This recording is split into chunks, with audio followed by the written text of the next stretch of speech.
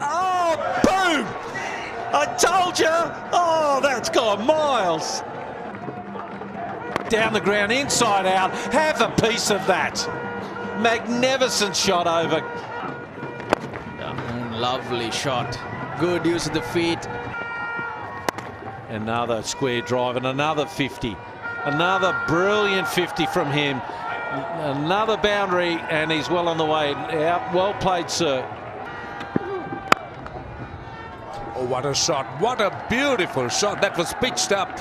It's the 100 for Zimbabwe.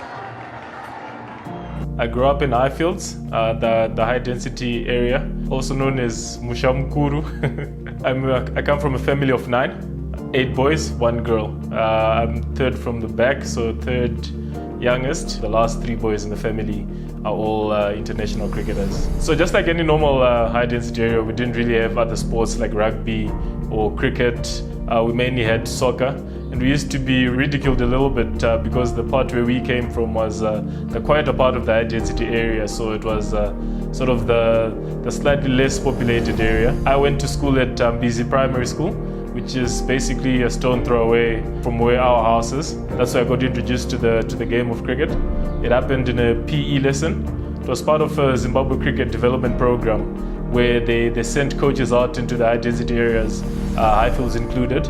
And it was fortunate that we got Stephen Mangongo, who was very passionate about the game. And he's actually the one who introduced the game to us in a PE lesson and basically taught us what a bat and a ball was. And right here is where the juniors used to practice. Just find a nice little spot here, put 2 stumps up, form a nice little semicircle, and the game is on. And this is the pitch right here, in the middle of the field. I pretty much took to the game straight away. Basically practiced every day. Initially, we would practice at Mbizi, but we were also paired up with Chipembere, which is a school just on the other side of town. A few of us got chosen in the ZC scholarships program, and it was basically to keep us playing cricket and to give us a place where we could develop as cricketers and to ensure that we stayed together as well. They gave us scholarships to go to Churchill High School, where I arrived as a small boy and came out pretty much almost the finished product, where I was molded into something of a gentleman by the time I was done. And I guess this is where the story really took off, if you may. Right now we're standing on Nigel Phillip, the main rugby and cricket field. We used to share the field, the home of many a battle. And needless to say, I had lots of battles here. I don't remember losing too many, but yeah, lots of memories just being revoked just by standing here. In my year group, I went along with Tatenda Taibu, the former captain, Vusumuzi Sibanda, Stuart Matsikenyeri, and another guy called Farem Kayo, who didn't eventually end up playing cricket. But thanks to the scholarship program, we were able to go to Churchill, where there were better facilities for cricket, and we were playing against better opposition. And it was only through the scholarship program that we were able to go there and be looked after in the way that we were. We managed to get all the kits that we needed and managed to get all the training that we needed. And I think through the scholarship program, our parents didn't have to worry about the extra expense of sending us across town and the extra expense for paying for our boarding and everything else, because ZC was basically looking after all of that. Basically, the scholarship program gave us the pathway to play from the schools level to get into club cricket and then into the national setup. So after I made my debut, I realized I needed to further my studies as well. So I put my career on hold and I went to university in the Free State, carrying on with the scholarship program. They helped me get through my studies. And then while I was studying, I was still playing cricket and continuing to develop my game on the other side of the border as well. After that, I then came back and resumed my career as a cricketer. I signed up with Zimbabwe Cricket for the first time as a professional, and I've been playing ever since for the last 14 or 15 years. Starting the Hamilton Masakaza Foundation, the main aim is to give youngsters of a similar background, similar underprivileged background, the same opportunities that I was afforded growing up. Is to also give the next youngster that first PE lesson, the next youngster those first steps to a career in cricket. And maybe even a career in something else. You never know what people develop into in the end. So the main aim of the foundation is initially to give the scholarships.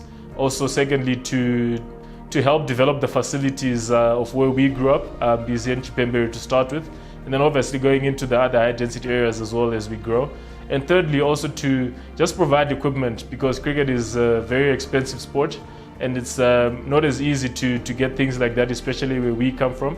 So that's the other main aim of the foundation, that the boys can also get the equipment that they need to use for all their practices and all their games. Behind me is basically what a cricket training facility looks like. This is what we'd call a net, and in a moment I'll just take you in, just give you a look on how we do it when we are honing the skills pretty much, and you can also have a look at the sort of equipment that we use and the equipment that the boys will need. It's obviously not going to be an exact science in terms of who gets picked and who gets left out, and there's going to be hundreds of guys playing, and it's only going to be maybe 5 picked each year directly with the scholarship program, and then obviously the other guys will continue playing, which might seem a little bit discouraging, but I'm encouraged because of two things. Firstly, because I was one of those 5 and I managed to get the opportunity to be where I am today. And secondly, because I go back to the story of the boy who was walking along the beach, throwing back in fish that had been washed ashore by the tides.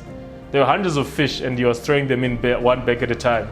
And the passerby, just noticing that the boy really wasn't making any great indentations into the problem, he asked, why do you keep trying this and you're not really making a difference?